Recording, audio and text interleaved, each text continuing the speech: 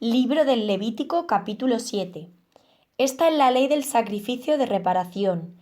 Es cosa santísima. Degollarán la víctima de reparación en el lugar donde se degüella el holocausto, y su sangre se derramará por todos los lados del altar. Se ofrecerá toda la grasa de la víctima, la cola de grasa que recubre las entrañas, los 2 riñones y la grasa adherida a ellos y a los lomos, y el lóbulo del hígado. Se apartará toda esa grasa junto con los riñones. El sacerdote lo quemará sobre el altar como oblación para el Señor. Es un sacrificio de reparación. Podrán comerlo todos los varones de linaje sacerdotal. Se comerá en lugar sagrado. Es cosa santísima. El sacrificio expiatorio es como el sacrificio de reparación. Tienen la misma ley.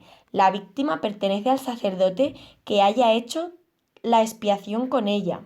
La piel de la víctima de un holocausto presentado por alguien será para el sacerdote que la ha ofrecido. Toda oblación cocida al horno o preparada en cazuela o en sartén pertenece también al sacerdote que la ofrece. Pero toda oblación amasada con aceite o seca es para todos los hijos de Aarón, en porciones iguales. Esta es la ley de los sacrificios de comunión que se ofrece al Señor.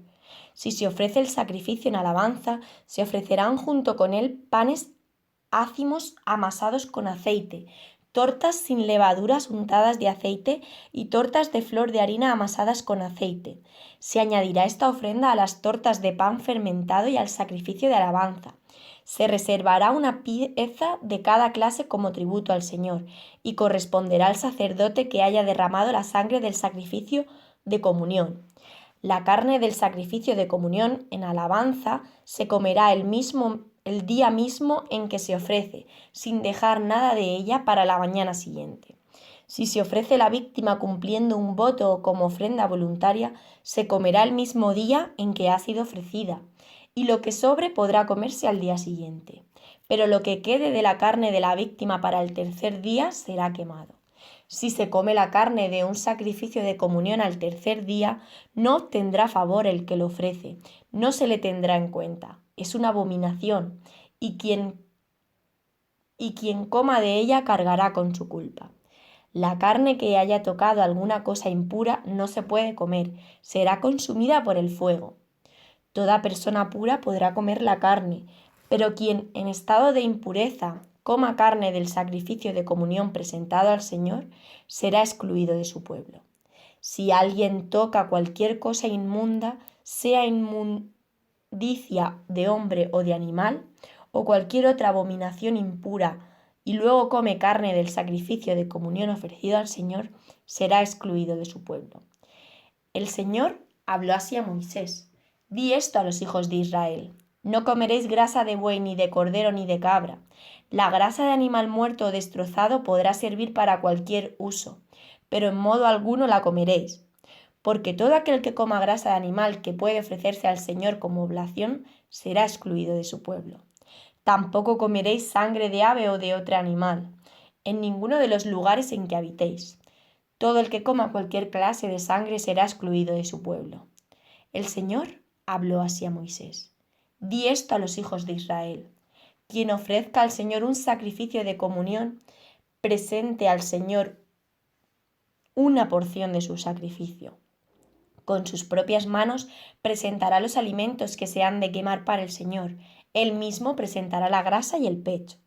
El pecho para el balanceo ritual ante el Señor. El sacerdote quemará la grasa sobre el altar. El pecho es para Aarón y sus hijos. Reservaréis también al sacerdote como tributo la pierna derecha de vuestros sacrificios de comunión. Esta pierna derecha pertenecerá a aquel de los hijos de Aarón que haya ofrecido la sangre y la grasa de los sacrificios de comunión, pues yo retengo a los hijos de Israel de sus sacrificios de comunión. El pecho sometido al rito de balanceo y la pierna del tributo, y se lo doy de parte de ellos al sacerdote Aarón y a sus hijos. Es una ley perpetua.